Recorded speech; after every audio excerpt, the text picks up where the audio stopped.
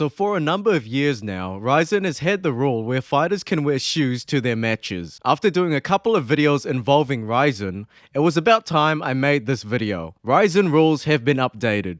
Fighters who choose to wear wrestling shoes will not be able to throw any sort of strikes with their feet, including knees. And with also the fact that Pride used to do this, should the UFC introduce, well, technically reintroduce MMA shoes now? I've made a number of reasons why they should and shouldn't introduce the allowance of MMA shoes to the UFC, and I feel like it will just come down to the person's preference. I mean, the UFC isn't really an organization that always makes rational decisions anyway, so yeah.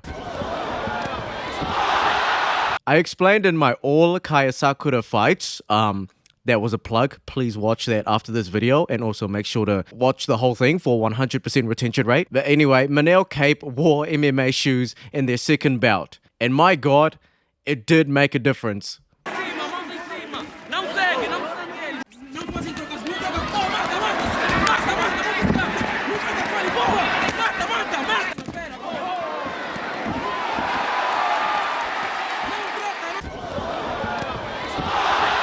Yeah, so the most obvious thing about having shoes on is the stability and grip on your feet. You can be more stable and explosive with these shoes on.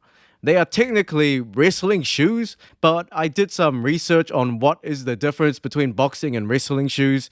In terms of MMA context, they are pretty much the same. I mean, if a fighter wears freaking Air Force Ones to the octagon, I think it will make a difference too. So, fuck it. So Cape had the right balance, easier footwork, and KO power to get Kai out of there and win the bout too. Not to mention a bigger advantage in wrestling too, where Kai was even more scared of that. So you are probably thinking during this part of the video, why don't all the fighters in Rizin just wear shoes then? There's that no knee and kicking rule at the start of the video, but I feel like that is already easily abused. There's some more surrounding that later on. Cape versus Takaya Mizugaki. There's also another KO example of Cape just mastering his footwork with the shoes on.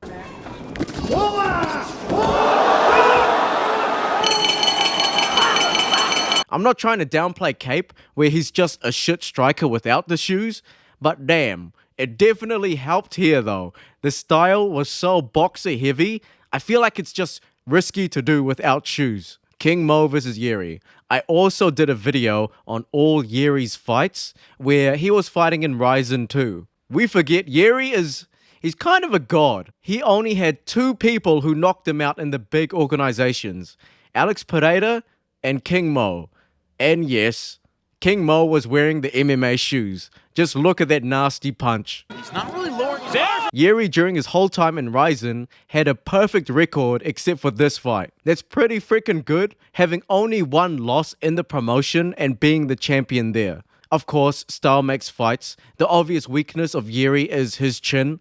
Well, it's a blessing and a curse. If you don't have nuclear KO power, the more you punch Yeri, the more he locks in. The problem in Yeri's part is that some fighters can flatline you before you get to that lock-in stage, aka Alex and King Mo, with the shoes on. But Yeri won the rematch against King Mo, so yeah, that's also a very Yeri thing to do. But in saying that, how dangerous will Alex Pereira be if MMA shoes in the UFC were to be introduced? Guaranteed heavyweight champion run?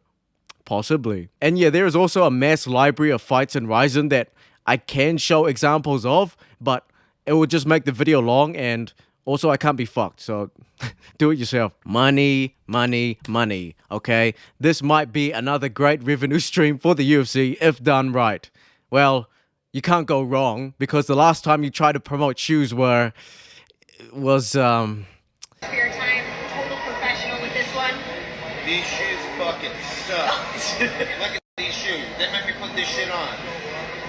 Sponsors, you don't hear that. Guys, back Fuck to you. these shoes. yeah. So none of that freaking The Rock shit, but you can make custom limited edition shoes for the fighters that uses them. If you do, please don't plaster the giant disgusting crypto.com logo on that. A great cash cow where they can inflate the price of shoes, which they already do for shorts and gloves, so why not go the full mile? Also, the UFC has such a giant market share, they have the power to do it. If other big organizations like Bellator, ONE, and PFL start to introduce it, it's not going to be like the UFC has some amazing moral compass to not bring it. It's just that they were too slow to introduce it. Or see how well it goes for the other organizations. They do the Apple move where they introduce something very old, but it's new again.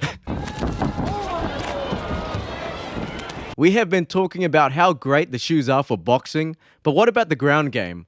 The fact is, it's essentially wrestling shoes. Maybe grappling exchanges will be more fun to watch because the power of the wrestling is also like boosted a certain amount. So possibly the UFC can make some hybrid MMA shorts where it's like a mix between the boxing shoes and the wrestling shoes, although they're quite similar anyway. Considering how much bullshit they padded out the new information for the new UFC gloves, yeah, that was just one giant corporate schlop. So this is not going to be that much of a big deal if they were to introduce their own UFC shoes instead of MMA shoes. But anyway, they could introduce the allowance of shoes in certain fights, having a small window to introduce special rules fights, which other organizations have already done. So if shoes is a good business venture, maybe they can do something similar to DJ versus Rodtang, where it makes them both want to sign the super fight. Because, you know, if it was just the stand-up Muay Thai fight, of course, DJ is not going to fight Rodtang. And if it was an MMA fight, Rodtang would definitely not fight DJ for that. So the super fight was first round Muay Thai, second round MMA, third round Muay Thai. So translating to the UFC, for example, Charles Oliveira is a dangerous fighter. He wins by TKO and submissions. So maybe some of the flyweights might want to do a rematch with him if there is less jiu-jitsu involved. Because these shoes boost boxing and wrestling, that could make him think it's an advantage environment for them and possibly KO Charles because he can get a bit chinny. So there's that. I don't know. That was an exaggerated example, but you kind of get the idea. I'm just saying it can introduce a more niche and even more diverse fighting strategy for the sport. Yeah, so this is the con I was talking about because I can only see a fight in the UFC where both fighters are wearing shoes or neither are wearing shoes. Can't just be one fighter wearing shoes because the UFC is basically, you know, the worldwide scale of MMA. Even though the rule of no knees and kicks where it connects with your feet is there, is that really a drawback? The meta is always changing in MMA where there is always a way to exploit the rules somehow. And you are basically considered smart for exploiting them too. So game is game. The biggest issue I've seen so far has been the Manel Cape fights in Rizin. He was seen kicking with his shin. Technically, I think. I can't really see clearly from that angle. But what if it connected with the shoe? Is it a warning or an instant point deduction? Like, what if, you know, Cape actually wanted to kick with his shin and Kai backed away into the shoe distance and got hit by the shoe? So, is it Kai's fault? And also knees. Yeah, these two examples, the ref didn't even call for time or even stopped it. So in that sense, it just feels like it's allowed. I guess just don't make it obvious. So no front kicks or teeps with shoes on is basically the rule then. Also, that gives another idea of cheating. Like full-on cheating. Imagine the fighter with shoes on, quote-unquote, accidentally stomps on the guy's foot. On accident. Like open stance, southpaw versus orthodox. Meaning you can actually make it believable it was an accident. Like worst case scenario is still very good for the fighter with shoes on. Let's say it's an instant point reduction if you step on the guy's toes. Like fuck it, let's go. I'll definitely take that. I got a point off in the round, but now the opponent's toes are like fully compromised. Okay? That's a good deal. I'll take that deal. His footwork is now compromised. He can't roundhouse to the body or roundhouse high kick because to get power from that, you need to not be flat-footed in the supporting leg. And if I can negate half the moveset of my opponent because of the broken toes, just for an exchange of a point, I feel like everyone would just do that then. So yeah, that's it. Comment down what you think and subscribe. I'm legally required to state that call of action now. The YouTube god said so.